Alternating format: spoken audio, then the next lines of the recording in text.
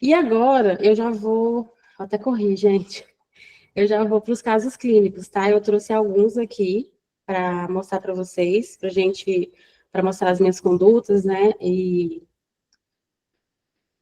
para você, se tiverem dúvidas também, né? Podem escrever aí, como as meninas disseram, e eu vou mostrar para vocês um pouquinho deles, né? Como é que é essa prática. Então, caso um, foi uma candidemia por Candida parapsiloses, uma mulher de 80 anos transferida de outro hospital, com voo gástrico, broncoaspiração, edifício de desmame ventilatório, traqueostomizada, estável em cuidados intensivos e reabilitação. Na hemocultura dela de via periférica, ela não tinha catéter, tá, gente? Porque isso também faz diferença, né? O foco. Veio uma Candida parapsiloses, isolada em 2 amostras, mix de fluconazol 2, micafungina 1, fotericina 0,5 e voriconazol 0,12. A conduta inicial, né, do médico da UTI, que ele fez? Prescreveu micafungina, por experiência clínica com as equinocandinas. E aí eu intervi, sugeri o descalonamento para fluconazol, baseado em alta suscetibilidade da espécie aos azóis, né? As MICs, a literatura fala que as MICs para Candida parapsilose, naturalmente, eles são mais altos para equinocandinas, e a evidência de eficácia clínica semelhante. Os estudos mostram que, para essa Cândida, ele não teve benefício, né, a micafungina com o fluconazol, no uso dos dois.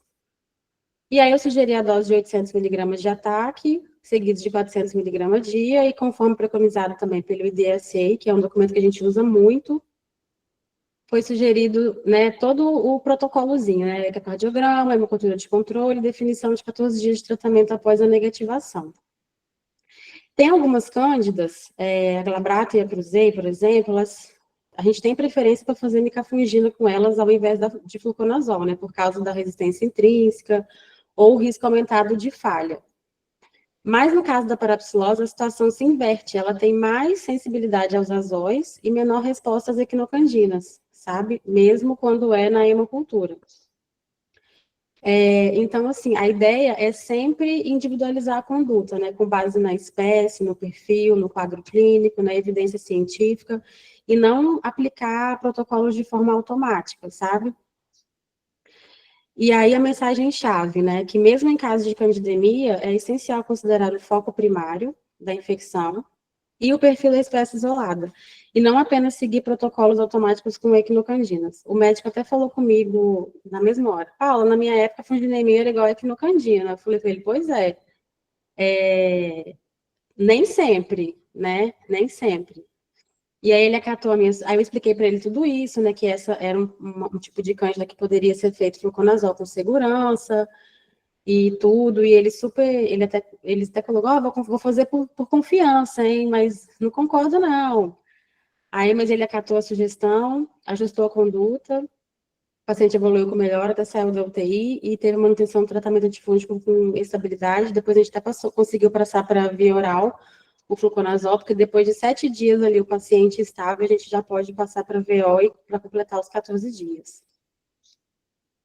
Aí tá a prescriçãozinha que eu peço perdão para vocês por não ser a tela da NoHarm, porque por causa dessa estabilidade que a gente está tendo, mas... E aí o caso clínico 2, esse é bem legal.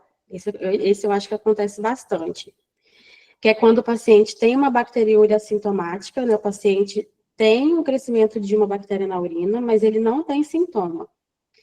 E aí a conduta clínica. Aí a médica me mandou mensagem.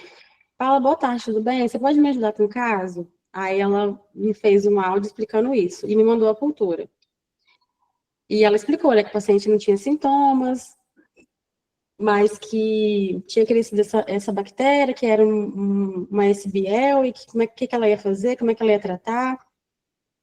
O paciente estava no ambulatório e levou que aqui também a gente atende ambulatório SUS, né, nos pacientes oncológicos. E o paciente estava no ambulatório, o que ela ia fazer? Aí ela me mandou a cultura e eu respondi para ela, doutora, de acordo com as diretrizes clínicas, a presença de bactéria na urina sem sintomas urinários não justifica antibiótico terapia.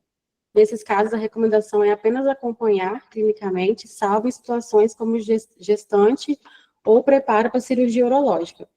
Tipo, às vezes isso também é muito importante. Às vezes o paciente, aqui acontece muito, tá sem antibiótico, mas tem um procedimento urológico, né, para fazer.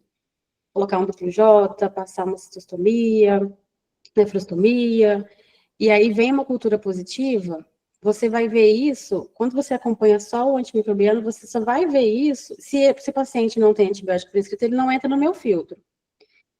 E aí sai uma cultura, o médico pediu uma cultura, a gente não viu, e aí sai um resultado positivo. Onde eu vejo isso? Na parcial. Parcial, às vezes, me dá lá.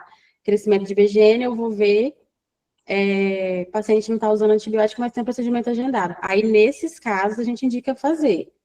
Mas se o paciente, mesmo sem sintoma. Mas se o paciente, o que não era o caso aqui, o paciente não tem sintoma, não tem nenhum sinal e nenhum sintoma.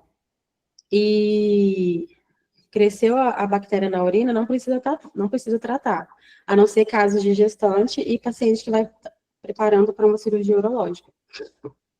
Então, a mensagem-chave que eu queria deixar para vocês, nem toda cultura positiva exige antibiótico. A avaliação clínica criteriosa é essencial para evitar tratamentos desnecessários, né, e exposições desnecessárias, né, a antibióticos, que é o que a gente quer evitar o máximo possível.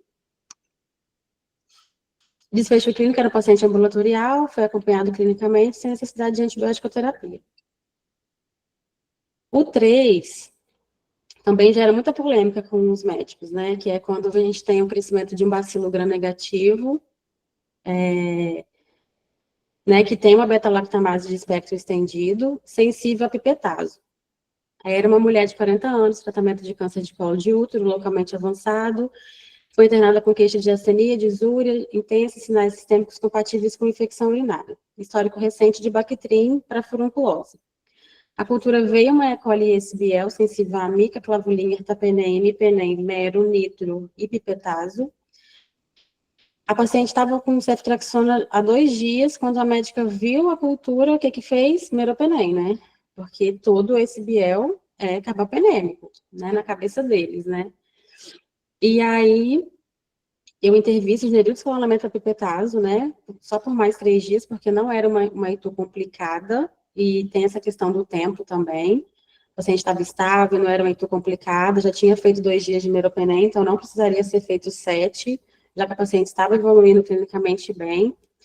E o foco urinário tem uma boa penetração urinária de piperacilina, a sensibilidade estava comprovada, e a importância do uso racional de carbapenem para reduzir a pressão seletiva. E aí, qual é o insight técnico, né? Que quando há foco urinário, estabilidade clínica e sensibilidade comprovada, ITUs causadas por ISBL podem ser tratadas por beta-lactâmicos inibidores de beta-lactamase, como é o piperacilina tazobactam, né? Isso é registrado já, já é uma conduta que já é registrada, né, desde 2010 no IDSA, mas eles não sabem, muitos médicos assistenciais não sabem disso, né? Isso é uma informação que é mais a infectologia que tem. E quando a gente vai começando a estudar, a gente vai vendo essas coisas, e a gente pode contribuir muito, né, para o não uso do carbapenêmico numa situação que não precisa. E também, gente, se fosse uma hemocultura, aí sim caberia o meropenem. Em hemoculturas, não. O pipetase só pode ser usado em SBL quando for caso de ITU, tá bom? O médico acatou a sugestão e o paciente, depois de 2 dias de meropenem, mais 3 dias de pipetazo, evoluiu a febril e teve alta hospitalar. Então, nem todo esse biel é igual ao carbapenêmico, né? Tudo isso vai depender do contexto clínico e do perfil de sensibilidade que vai nortear essa escolha.